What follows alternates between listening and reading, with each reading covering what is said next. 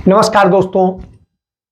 बार बार Bharatiya Janata party के समर्थक, Bharatiya Janata party के भक्त या नरेंद्र मोदी के भक्त बार बार यही कहते हैं कि मोदी ने भारत का डंका दुनिया में बजाया है। कहां बजाया है ये वही जानते हैं, उसके वही सबूत देते हैं, हमें नहीं पता।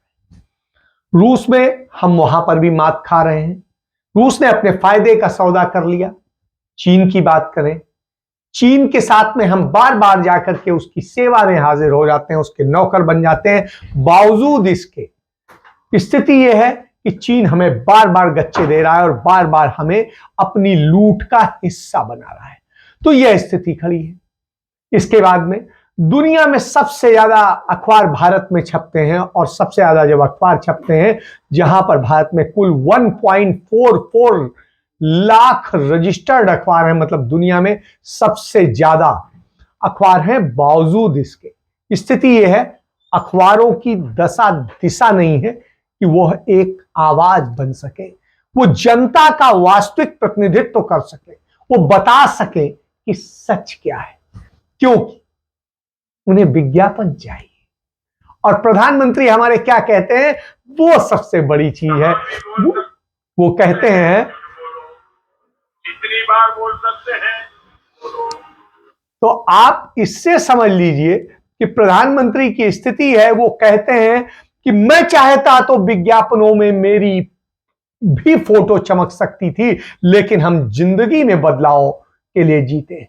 हुजूर 5 साल के आंकड़े बताते हैं, आपका बजट के आंकड़े बताते हैं, आपके आंकड़े बताते हैं कि प्रधानमंत्री ने हर रोज अपने प्रचार पर, सिर्फ प्रधानमंत्री के, किसी और की बात नहीं कर रहा हूं, कि प्रधानमंत्री ने अपने प्रचार पर हर रोज जो खर्च किया, तो आप ये समझिए कि किस तरीके से उन्होंने 3.25 करोड़ रुपया रोज सिर्फ अपने प्रचार पर खर्च किया है, विज्ञापन पर खर्च किया है। अब आप समझिए कि 3.25 करोड़ रुपया रोज, बगैर किसी नागा के, बगैर किसी छुट्टी के। तो वो प्रधानमंत्री कहते हैं कि मेरी फोटो भी विज्ञापन पर चमक सकती थी। तो साहब, जो प्रधानमंत्री बेचारे इस फ्रस्ट्रेशन में जी रहे हैं कि उनकी फोटो विज्ञापन पर नहीं चमक रही है, तो ये समझ लीजिए। ये आप बोलो, बार बार झूठ बोलो, जो भी बोल सकते हैं सब झूठ बोलो, कहां भी बोल सकते हैं झूठ बोलो, कितनी बार बोल सकते हैं बोलो, किसी भी विषय पर बोलो तो सिर्फ और सिर्फ झूठ बोलो। एक ही काम, झूठ बोलो, झूठ बोलो, झूठ बोलो, बार बार बोलो, बार बार बोलो, बार बार बोलो, हर जगह पे बोलो और जोर जोर से बोलो। तो ये समझ लीजिए हमारे प्रधानमंत्री का कमोबेश ये स्थिति है, और ये मंत्र देते हैं अपने आप को, और इस मंत्र का नतीजा क्या होता है, मोरबी में पुल टूट जाता है। और पुल टूट करके आप समझिए 150 लोगों की जिंदगी ले लेता है। 150 निर्दोष लोगों की जिंदगी, जो वहां पर फीस दे करके गए थे, मुफ्त में नहीं गए थे, अय्यासी नहीं कर रहे थे, पैसा दे करके गए थे, टिकट लेकर के गए थे, कमाई करवा रहे थे मोदी जी के मित्र को। और वो मोदी जी के मित्र जो घड़ी निर्माता है, घड़ी साज है, घड़ी साज को पुल बनाने का काम दे दिया गया, उसके मरम्मत का काम दे दिया गया। जो घड़ी साज उसका ABCD नहीं जानता। यही देश का दुर्भाग्य है कि आज जो व्यक्ति जो काम करना नहीं जानता है, वही काम उसको दिया जा रहा है, और जिससे वो ऐश कर रहा है। आप इस बात को और समझ लीजिए कि जो पूरा वहां पर जिस तरीके से उन्हें ठेका पट्टा सब कुछ दिया गया, और उस पर की मरम्मत पर 2 करोड़ रुपया वो खर्च करेंगे, उसने, आज टाइम्स ऑफ इंडिया की खबर है कि उसने सिर्फ 12 लाख रुपए खर्च किए। अब आप इससे समझ लीजिए कि जहां खर्च करने थे वहां 12 लाख खर्च कर रहे हैं। तो साहब, इससे आप समझ सकते हैं कि ये किस तरह का इंडिया बन गया है। ये खबर है, ये आप खबर देखें कि 2 करोड़ खर्च होने थे, 12 लाख खर्च किए, कोई सवाल नहीं, कोई जवाब नहीं, कुछ नहीं। और इसके बाद में साहब कह दिया गया ठीक है, मोदी जी के दोस्त हैं तो उनका कोई अपराध थोड़ी ना बनता है। तो यह एक सत्य है। और इस दिशा में जब सरकार काम कर रही हो तो आप समझ सकते हैं कि किस तरीके से और क्या हो रहा है, क्योंकि देश की चिंता किसी को नहीं। आज प्रधानमंत्री कहां थे? प्रधानमंत्री थे हिमाचल प्रदेश। हिमाचल प्रदेश में उन्होंने सोलन और सुंदरनगर में रैली करी और उस रैली में जो भारतीय जनता पार्टी ने दावा किया था, वायदा किया था और पूरा वहां पर जिस तरीके से पूरी व्यवस्था की थी और दावा किया था कि वहां उनकी रैली में 1 लाख से अधिक लोग आएंगे, और इससे सोलन की रैली, सुंदरनगर की में अतिरिक्त, और स्थिति है वहां 10,000 लोग भी नहीं पहुंचे। और उसको लेकर भी मैं बिल्कुल आपको बताना चाहूंगा कि स्थिति क्या थी, उसको भी आप समझ लें तो बेहतर होगा, क्योंकि जो हालत थी उसको देख के लगता है कि लोग कितना उनको प्रशंसा कर रहे हैं, या कितने उनसे खुश हैं, या कितना उनका डंका बच रहा है। तो इसको समझा जा सकता है, और इसको समझाने के लिए एक छोटा सा वीडियो आपको दिखाऊंगा मैं कि जो प्रधानमंत्री ने कहा वो ही कि देखिए। कुछ लोग 100 रुपए की भी अगर छूट देंगे ना तो 1000 रुपए का विज्ञापन छपवा देते हैं। ऐसे लोगों से भी हिमाचल के लोगों को सतर्क रहना है। कुछ लोग 100 रुपए की भी अगर छूट, अब आप समझ लीजिए कि एक तो ये, दूसरा देखिए 2000 की यूरिया की बोरी मेरे किसानों को 270 रुपये से भी कम रुपयों में दी जाती है। अब आप ये सब झूठ देखिए कि लोगों की तालियां तक नहीं बज रही। इसीलिए क्योंकि इससे बड़ा झूठ नहीं है। वहां का बागवान इन्हीं बातों से परेशान है कि उसको खाद महंगी मिल रही है, कीटनाशक बिल्कुल आसमान की दरों पर है, और बहुत सारी चीजें हैं, और जो उसे तमाम सारी मदद मिलती थी वो नहीं मिल रही। वो इसी बात के लिए इन्हें कोस रहा है, और वही झूठ उसी से बोल रहे हैं। और जब आप उसी से झूठ बोल रहे हो जिसके साथ अन्याय हो रहा हो, तो निश्चित रूप से हिमाचल ने 2017 में भारतीय जनता पार्टी को अपूर्व समर्थन दिया था। शिमला की 19 सीटों में से 8 भाजपा को दे दी थी, कांग्रेस के पास 10 गई थी, जबकि वहां पर एकाधिकार भाजपा का कांग्रेस का रहा है समय। मंडी में 24 जो है सीटें जो है उनमें से 18 सीटें भाजपा को गई थी और 5 सीटें कांग्रेस को गई थी। कांगड़ा में 25 में से 18 सीटें भाजपा को गई थी, 6 सीटें कांग्रेस को गई थी। लेकिन इस बार जो है स्थितियां बिल्कुल बदल रही हैं। आप एक और भी देख लीजिए कि जिस तरह की स्थितियां हैं, बिलासपुर में 4 सीटें हैं, 3 भाजपा को गई थी, 1 कांग्रेस को। चंबा में 5 सीटें हैं, 4 सीटें भाजपा को गई थी, 1 कांग्रेस को गई थी।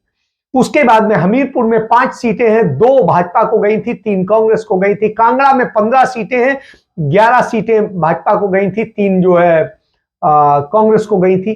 किन्नौर में 1 सीट है और 1 सीट जो है वो कांग्रेस को गई थी। उसके बाद में कुल्लू में 4 सीटें हैं, 3 सीटें भाजपा को और 1 कांग्रेस को गई थी।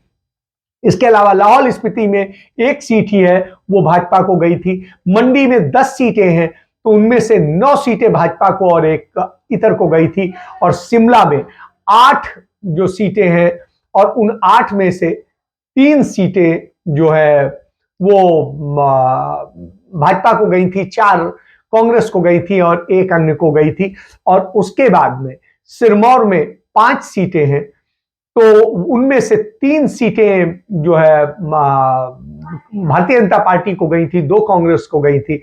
इसी तरीके से सोलन में 5 सीटें हैं, 2 भाजपा को और 3 कांग्रेस को गई थी। ऊना में 5 सीटें हैं, 3 भाजपा को और 2 कांग्रेस को गई थी। तो मैंने आपको लोकसभा और विधानसभा दोनों का बता दिया कि किस तरह की स्थिति, और इन सब के बाद स्थितियां आप समझिए कि इस तरह की स्थिति हो, और जब इतना समर्थन मिला हो, उसके बाद उस जनता के साथ धोखा हुआ हो। कांग्रेस पार्टी ने आज अपना घोषणा पत्र जारी किया और जो घोषणा पत्र जारी किया उसमें वो सारे मुद्दे उसने एड्रेस किए जो वहां के लोगों की मांग है, डिमांड है, और जिसको लेकर के वहां के लोग परेशान हैं। वो चाहते हैं कि उसको एड्रेस किया जाए। वहां एग्रीकल्चर सेक्टर बुरी तरह से प्रभावित है क्योंकि उसको खाद नहीं मिल पा रही, कीटनाशक नहीं मिल पा रहे, दूसरी चीजें जो बाहर से आकर के उन्हें सब्जी, फल, दूसरे, और खुद सेब हिमाचल में सस्ता मिल जाता है बाहर का, और हिमाचली सेब महंगा पड़ जा रहा है। तो ऐसी स्थिति में हिमाचल का सेब खरीदेगा कौन? मेरी पत्नी एक दिन कहने लगी, क्योंकि चंडीगढ़ की मंडी में हिमाचल से ही सेब आता है, तो कहने लगी अरे यहां तो सेब महंगा है और हम थोड़ा सा आगे बढ़ के जाते हैं अंबाला में या उधर, तो उधर सेब सस्ता है, कुरुक्षेत्र में सेब सस्ता है, बाकी जगह सस्ता है, यूपी में लखनऊ में सेब सस्ता है। क्यों महंगा है? क्योंकि हिमाचल के लोगों को तोड़ दिया, क्योंकि यहां पर हिमाचली सेब, जिसको उसकी विशेषता है किन्नौरी सेब और उधर के सेब की, जो पहाड़ी अपर हिमाचल के सेब की, उस पर कब्जा कर लिया अदानी ने। और जब अदानी जैसे लोग कब्जा कर लेंगे तो यही स्थिति होती है, और वो स्थिति देखने को मिली। आज हिमाचल प्रदेश में कांग्रेस ने अपनी घोषणा पत्र जारी किया।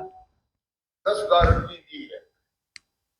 इन गारंटियों में से 2 गारंटी पुरानी पेंशन योजना की बहाली और 1 लाख सरकारी नौकरियों के बारे में तो हमारी नेता प्रियंका गांधी जी ने यह भी ऐलान कर दिया है कि सरकार बनते ही मंत्रिमंडल की पहली बैठक में इन पर अमल हो जाएगा।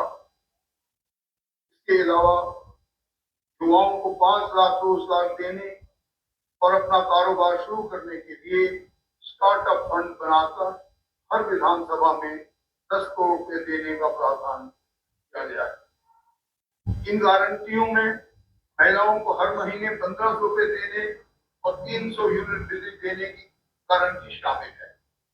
कांग्रेस ने यह भी गारंटी दी है कि सरकार ऐसे उपाय करेगी जिससे बागवान अपनी फसल की कीमत तय कर सके। हमने ग्रामीण अर्थव्यवस्था को सुधारने के लिए पशुपालकों से 10 लीटर दूध हर दिन खरीदने और 2 रुपए किलो में गोबर खरीदने की गारंटी भी दी है। इन 10 गारंटियों के अलावा कांग्रेस पार्टी ने हिमाचल प्रदेश के चौतरफा विकास के लिए यह प्रतिज्ञा पत्र तैयार किया है। ये प्रतिज्ञा पत्र हिमाचल प्रदेश के सभी वर्गों से प्राप्त बहुमूल्य राय के विशद सुझावों के आधार एवं जन समूहों की आकांक्षाओं के मद्देनजर तैयार किया गया है। अब आप इससे समझ सकते हैं कि किस तरीके से कांग्रेस पार्टी ने उन सारी चीजों को एड्रेस कर दिया जो हिमाचल चाहता था, और यही नहीं कहा, उसे ये भी गारंटी दे दी कि साहब हम पहली कैबिनेट में करेंगे। पहली कैबिनेट के फैसले बता दिए गए हैं, और पहली कैबिनेट के फैसले बता दिए गए, उसके बाद उसके इंप्लीमेंटेशन पर होगा। 5 लाख रोजगार सृजित करना, और इस समय वहां 10 लाख बेरोजगार लोग हैं, उनके लिए किस तरीके से और व्यवस्था की जाए, इसीलिए स्टार्टअप का किया गया है। हर विधानसभा क्षेत्र में 4 अंग्रेजी स्कूल सरकारी क्षेत्र में खोले जाएंगे, जहां आप 10 रुपए में पढ़ाई कर सकेंगे। तो आप समझिए कि किस तरीके से चीज को समझाया गया और उसका फाइनेंशियल मॉडल क्या होगा, क्योंकि भारतीय जनता पार्टी ने 5 साल में हिमाचल को 70,000 करोड़ रुपए का कर्जदार बना दिया, जो हिमाचल के लिए बिल्कुल बोझ बन गया है। आने वाली सरकार को वो भी एक बड़ी चुनौती का सामना करना पड़ेगा। लेकिन जब हिमाचल खड़ा होगा, वहां का टूरिज्म खड़ा होगा, वहां का बागवान खड़ा होगा, वहां का किसान खड़ा होगा, युवा खड़ा होगा, तो तमाम समस्याओं का समाधान निकाला जा सकेगा। और उसके लिए पूरी प्रॉपर योजना बनाकर दी गई है कि हम वायदे करते हैं, हम जुमले नहीं छोड़ते हैं, जो बात अमित शाह या नरेंद्र मोदी कहते हैं। तो समझ लीजिए कि उन वायदों और उन सारी स्थितियों को समझने की जरूरत है। तो इसलिए कांग्रेस ने किया, क्योंकि झूठ बोल करके बहुत सारी चीजें आप नहीं कर सकते हैं। तो यह स्थिति सामने समझ में आ रही है। और इसी तरीके से गुजरात में भी कांग्रेस पार्टी के कार्यकर्ता, उनके लोग सीधे जा रहे हैं, वो बड़े बड़े पैसे नहीं खर्च पा रहे हैं, क्योंकि उनके पास में भाजपा की तरह अवैध धन नहीं है, पूंजीपतियों का धन नहीं है। आज समझ में आने लगा है जिस कांग्रेस पर हम भ्रष्टाचार के तमाम सारे लोग आरोप लगाया करते थे, वो आरोप झूठे हैं। और अब तक जितने नतीजे आए हैं, सरकार की जांचों के नतीजे आए हैं, मोदी सरकार की जांच के नतीजे आए हैं, उनमें सारे आरोप झूठे पाए गए। अब तक कोई भी एक सिंगल आरोप सही नहीं पाया गया। खुद मोदी सरकार ने उनमें क्लीन चिट दी है। तो ये स्थिति है। और दूसरी तरफ इसके बाद भी जिस तरीके से जांच एजेंसियों का दुरुपयोग हो रहा है, कल प्रधानमंत्री ने उसकी बड़ी प्रशंसा करी। और वो स्थिति यह है कि जांच एजेंसियों के दुरुपयोग का एक सबसे बड़ा मामला सामने आया झारखंड में, जहां पर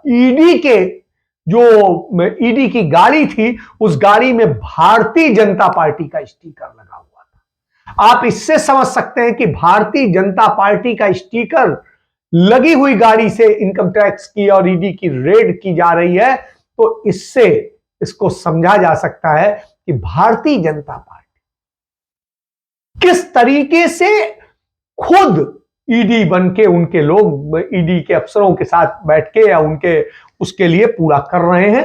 यह इसका सबसे बड़ा उदाहरण। और इन सब स्थितियों को यदि आप जितनी जल्दी समझेंगे उतना अच्छा होगा, क्योंकि देश आपका है और देश बर्बादी में जा रहा है। और जब देश बर्बादी में जा रहा हो तो चिंता करनी पड़ती है। शायद यही वजह है कि राहुल गांधी ने भारत जोड़ो यात्रा शुरू की, क्योंकि आपको सच से अवगत कराना है। और भारत जोड़ो यात्रा का कारवां लगातार बढ़ता जा रहा है। यदि आप इन सब चीजों को देखें तो आपको पता होगा कि भारत जोड़ो यात्रा जो राहुल गांधी कर रहे हैं, उसके समानांतर प्रदेश इकाइयों को भी अब अपने यहां इस तरह की यात्राएं करने के लिए कहा गया। और उसका वो हुआ कि अब उड़ीसा में भारत जोड़ो यात्रा शुरू हो चुकी है। 3 दिन 4 दिन उसको हो गए हैं। असम में हो गया है, वहां भी 4 दिन हो चुके हैं। और भारत जोड़ो यात्रा को लगातार अपार समर्थन मिल रहा है और हर जगह मिल रहा है। तो ये एक बड़ी चीज। और जब ये हो रहा हो और जिस तरीके से, तो उसमें जो सॉन्ग बजते हैं, गाने बजते हैं और उनको जो रिकॉर्ड हो जाता है, उसको लेकर के स्थिति क्या है? उसको लेकर के स्थिति ये है कि जा करके एक कॉपीराइट एक्ट का मुकदमा राहुल गांधी और उनकी टीम पर करा दिया जाता है कि उन्होंने तो एक फिल्म के गाने को इस्तेमाल कर रहे हैं और वो कर रहे हैं जिस कारण से वो उस फिल्म के जो राइट्स हैं उनका नुकसान कर रहे हैं किसी भी पब्लिक आंदोलन में। और वहां तमाम तरह के गीत गाने सब कुछ बजते हैं। उसका मकसद कोई ये नहीं होता है, लेकिन जिस तरीके से प्रयोग किया जा रहा है, आपको पहले पता होगा कि पहले जाके बाल आयोग में शिकायत की गई कि राहुल गांधी बच्चों का इस्तेमाल कर रहे हैं। फिर उसके बाद उनकी टी शर्ट को लेके, उनके जीन्स को लेकर के, उनके जूतों को लेके, उनकी चड्डी को लेके तमाम सवाल किए जाते रहे। और स्मृति ईरानी को उनकी चड्डी, उनकी टी शर्ट, उनके जूते बड़ा दिखाई देते हैं। वो तो इतना तक झूठ बोल गई कि जहां से राहुल गांधी ने यात्रा शुरू की वहां पर उन्होंने स्वामी विवेकानंद को प्रणाम नहीं किया, जबकि उनकी परिक्रमा करके उन्होंने यात्रा शुरू की। तो ये सारी बातें सामने। तो प्रधानमंत्री जो कहते हैं झूठ बोलो, बोलते रहो, वही स्थिति है। और ये प्रधानमंत्री यहां कर रहे होते हैं। और दूसरी तरफ प्रधानमंत्री के छोटा सिक्का जो है, जो वो है अरविंद केजरीवाल, वो भी इसी तरीके से करते हैं। वो हर चीज का झूठ बोलते हैं और उनके आंकड़े ही सारे झूठ को उनके भी पकड़ा देते हैं। उसको भी देख लीजिए कि कैसे कट्टर ईमानदार लोगों ने पूछ लिया होगा यार, तो कट्टर ईमानदार कहां से हो गए, क्या सबूत है? तो इसलिए एक सबूत दिखा।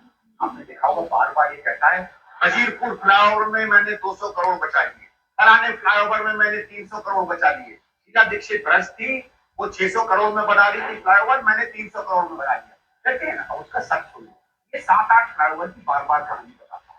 हमने क्या किया, सारी पुरानी सरकारों का चिट्ठा मंगवाया। देखो कभी कभी आंकड़े हो जाते हैं बोरिंग, लेकिन आंकड़े लेने मैं 1 या 2 में ही बता देता हूँ। अब आप बता देना कौन कट्टर ईमानदार है और कौन मानसिक रूप से कट्टर बेईमान है। देखो मंगोलपुरी से मधुबन चौक का जो फ्लाईओवर है ना, मैंने बना दिया 323 करोड़, तो शीला जी बनाना चाहती थी 423 करोड़, तो हमने उसका सच निकाला भाई। 19 जून 2012 शीला जी की सरकार थी। सरकार एक एस्टीमेट बनाती है मंगोलपुरी से मधुबन चौक का 423 करोड़। फिर क्या होता है, दिल्ली सरकार उसी साल एक निर्णय लेती है कि हम नई तकनीक से पुल बनाएंगे। 20 मार्च को 2013 टेंडर कितने का होता है? 290 करोड़। पैसा किसने बचाया? केजरीवाल ने या शीला दीक्षित? अगर उसी समय 2 साल में ये बन गया होता तो 290 करोड़ में बन गया होता, लेकिन अंततः ये प्रोजेक्ट बनता है केजरीवाल के समय, और बनता है कितने में? 323 करोड़। तो 423 करोड़ का बनना चाहिए था 290 करोड़ में, जो 290 करोड़ में बनना चाहिए था वो ये बनाता तो है 323 करोड़ में, लेकिन कहता है कि भ्रष्टाचार मैंने मिटाया। सरासर ऊपर से नीचे परेड। तो ये चंद उदाहरण है कि किस तरीके से झूठ बोला जाता है। लंबा है, मैं इतना ही बताऊंगा कि कुल मिलाकर के स्थिति है किस तरीके से झूठ बोला जाता है। जो शीला दीक्षित 290 करोड़ का बना रही थी, विभाग ने उसका लंबा बजट बनाया था, उसे घटा करके उन्होंने किया था, और उसी को 325 करोड़ का जब बनाते हैं और कहते हैं कि मैंने बचत कर ली, झूठ दिखाते हैं, वो झूठी बात कहते हैं जो पुरानी वो थी, और जो टेंडर हुआ उसकी बात का जिक्र नहीं करते हैं, क्योंकि टेंडर ही मान्य होता है। तो आप ये समझिए, तो लूट कहां हो रही है, भ्रष्टाचार कहां हो रहा है। तो लूट और भ्रष्टाचार, और वो भी विज्ञापन पर चलते हैं, और विज्ञापन का नतीजा देख लिए, आज दिल्ली दहल रहा है, जल रहा है। किस चीज से? सांस लेना मुश्किल है, दम घोटू हो गया है। और इन स्थितियों में यदि आप बात करेंगे तो हालत यह है कि दिल्ली में जब दम घुट रहा हो तो इसने क्या कहा था कि पराली जलाने से रोकने के लिए हमने दवा कर ईजाद कर ली है, और वो चंद पैसे में हम फ्री में दे रहे हैं, और वो करके किसानों को दे रहे हैं, और उससे अपने आप खाद भी बन जा रही है, वो भी हो जा रहा है, पराली जलाने की जरूरत नहीं हो रही है। और उस पर टोटल खर्च कितने किए? 68 लाख रुपए, 68 lakhs। और उसके प्रचार पर कितने खर्च किए? विज्ञापनों पर 23 करोड़ रुपए, 23 करोड़। इसी तरीके से जो छात्र ऋण योजना थी उस विदेशी पढ़ाई के लिए, उसमें जो था उसके प्रचार पर खर्च किए 19 करोड़ से अधिक, और कितना दिया? 12 लाख रुपया।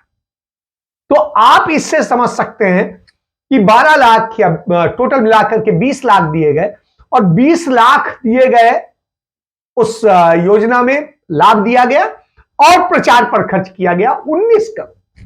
तो यह है।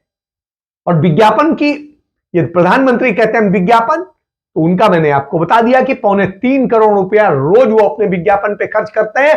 तो फिर अरविंद केजरीवाल भी कम नहीं। अरविंद केजरीवाल हर रोज 1 करोड़ रुपया अपने प्रचार पर खर्च करते हैं। मतलब आम आदमी पार्टी 1 करोड़ रुपया रोज खर्च करती है। तो यह स्थिति है कि अरविंद केजरीवाल के प्रचार पर यह खर्च हो रहा है। और जब से गुजरात का चुनाव आया है, कंगाली में जी रही पंजाब सरकार का पैसा विज्ञापन में जा रहा है। तो ये विज्ञापन की सरकारें, विज्ञापन जीवी सरकारें हैं, झूठे इवेंट की सरकारें हैं, और इनको समझना चाहिए। यदि वक्त रहते आपने नहीं समझा तो आने वाले वक्त आप ही झेलेंगे, कोई और नहीं झेलेगा, क्योंकि ये सारा पैसा आपकी जेब से निकाला जाता है और आपको मूर्ख बनाया जाता है। अब फैसला आपका है कि आपको मूर्ख बनना है कि आपको सही से चीजों को पहचानना है। क्योंकि 70 साल में जो बना उसे ही बेचकर ये कहते हैं कि 70 साल में क्या हुआ। पहचानिए, जानिए, ये आपकी ड्यूटी है। जय हिंद, जय भारत, वंदे मातरम।